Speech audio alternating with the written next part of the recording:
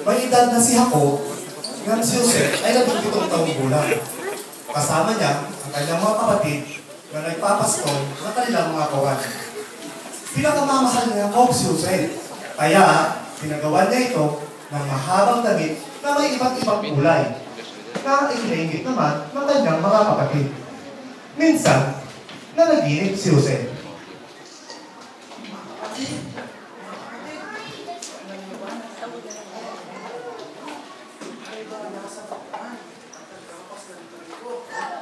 Ang iyong mga binapas, nagsilupod sa aking binapas. Ano? Anong ibig mong sabihin? Magkahagi na sa akin? At muling, nanaginip si Jose. Ama, nanaginip muli ako. Ang araw, ang buwan, at ang labigis ng bituin, nagsilupod sa harapan ko. Kami na tumina, at inyong mga kapatid, ay lulubot sa iyong harapan. Inggit na inggit kay Jose ang kanyang mga kapatid. Hindi man ito malubos maisip ng kanyang ama. Nasa pastolan ang mga kapatid ni Jose nang siya ay utusan ng kanyang amang si Jacob upang malaman ang kanilang kalagayan. At nang siya ay parating, Ay kasi Jose, mahilig managinip, patay dati natulog sa balon.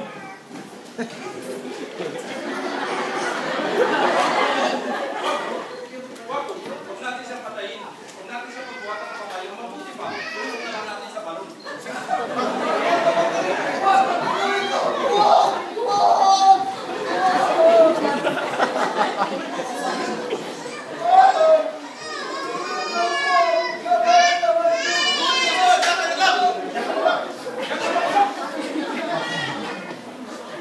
habang sila'y kumakain, may natanong silang mga Israelitang mula sa Gilead.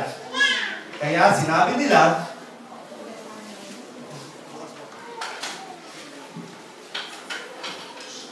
Wala tayo mga kalaki. Umagal natin kapatid. Mabuti pa. Ang ganda sa ating mga Ismailita. Kasi kapatid natin. Laban natin laban. Dugo natin dugo. kaya nang may dumaraang mga mangalakal mula sa Midianita, iniyahon nila si Jose at ipinagbili sa halagang 20 pirasong pilak. At si Jose ay dinala ng mga Israelita sa Egypto. Nagpatay sila ng asno at itinubog dito ang damit niya. Pagkatapos, dinala nila ito sa kanilang ama. Narito po ang kapit ni Jose. Sabi niya mga ito, pinatay ng mga bangis na hayop, at aking lahat. Sihong nagkalapay-mulay ang kanyang katawan.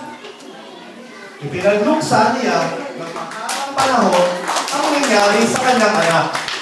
Ginaliw siya ng lahat ng kanyang mga anak, ngunit patuloy ang kanyang papipighati.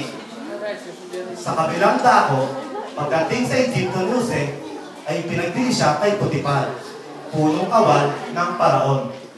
Sa buong paglilingkod ni Jose kay Potifar, ay sumasa kanya ang Panginoon. Kaya lahat ng kanyang gawin ay nagtatagumpay. Napansin niyo ni Potifar, kaya ginawa sa katiwala sa bahay at sa lahat ng ari-arian. Pinagpala ng Panginoon ang buong sambayan ni Potifar dahil kay Jose. Si Jose ay matipuno, makisig, kaya kinauuligan siya ng asawa ni Potifar. Ngunit, hindi pinapansin Jose ang araw-araw na pagsusumao sa kanya ng babae. Isang araw, nagkataon na walang tao sa bahay kung saan ginagawa ni Jose ang kanyang gawain. Walang ano-ano ay hinawakan siya ng babae. Ngunit patakbo siyang lumabas at nakuha ng babae ang kanyang balabal. Nagsisigaw ang babae at tinawag pa ang ibang katulong at sinabi na gusto siyang pagsamantalahan ni Jose.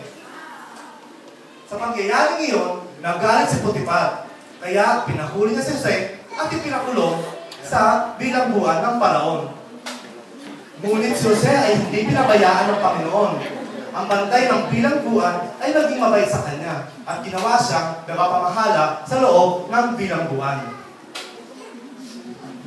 Minsan, ang tagapangasiwa ng inumin ng Paraon at ang punong panadero ay kapwa nagkasala pa sa Paraon.